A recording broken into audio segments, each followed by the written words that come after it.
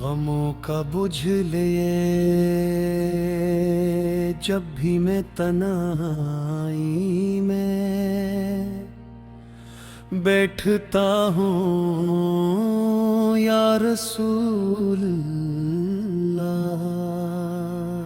سب سے پہلے آپ کی یاد دل میں اترتی ہے۔ دنیا کے میلے میں ہر شخص اپنے حال میں گم ہے، مگر میرا دل مدینے کی گلیوں میں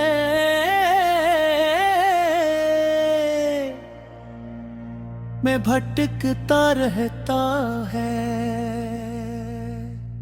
آنکھوں سے بہنے والے آنسو یہی دعا کرتے ہیں کہ کاش ایک بار حاضری دعا کرتے ہیں، کہ کاش ایک بار آنسو یہی دعا کرتے ہیں،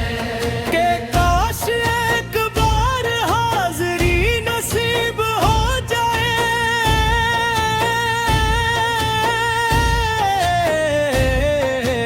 کاش ایک بار حاضری نصیب ہو جائے، کاش ایک بار سبز گنبد کی ٹھنڈ چھاؤں میں بیٹھ کر اپنے دل کا حال برز کر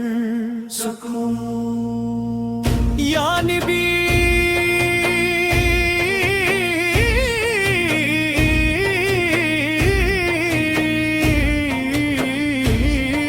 کریم، میں گناہوں کا بوجھ اٹھائے آپ کے در پر امید لے کر کھڑا ہوں، میرے اعمال کمزور ہے، غابت ناقص ہے، میری گائی بکھری ہوئی ہے، مگر آت کی رحمتوں اور شفاعت کی امید کبھی ختم نہیں ہوتی۔ جب دل بے قرار ہوتا ہے تو آپ پر درود بھیج کر سکون پاتا ہے، اور جب آنکھیں نم ہوتی ہے تو مدینے کی یاد رلے ہی مزید رہے۔ کاش وہ ساتھ آ جائے جب میں ادب سے روزائے اقدس کے سامنے کھڑا ہوں، لرزتے ہوئے آنکھ کو آنسو سے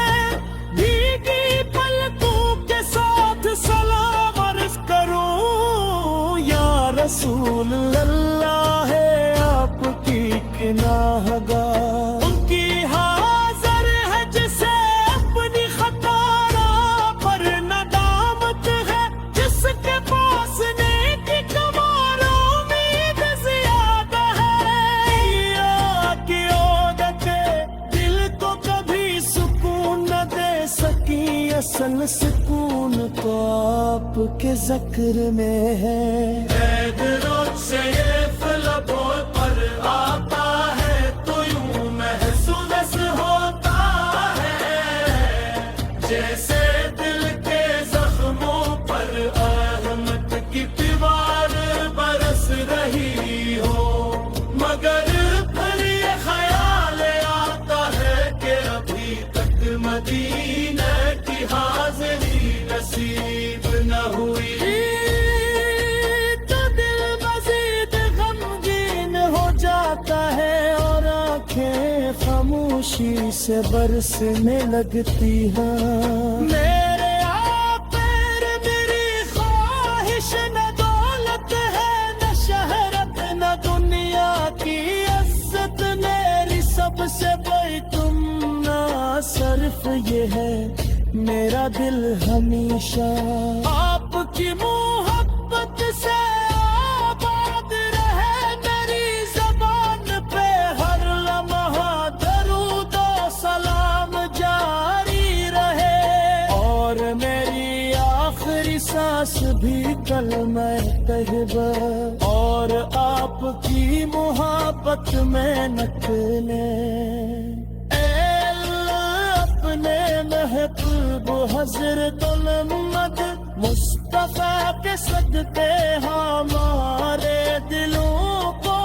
ایمان کی روشنی عطا فرما ہمارے قدموں پہ غوث فرما ہمیں سچی توبہ نصیب فرما پروردگار بار مدینہ منورہ کی حاضری عطا فرما ہمارے نصیب میں عشق رسول فلک ہے ہماری خبروں کو نور سے بھر دے اور قیامت کے دن ہمیں اپنے محبوب کے مبارک جھنڈے تلے جگہ عطا فرما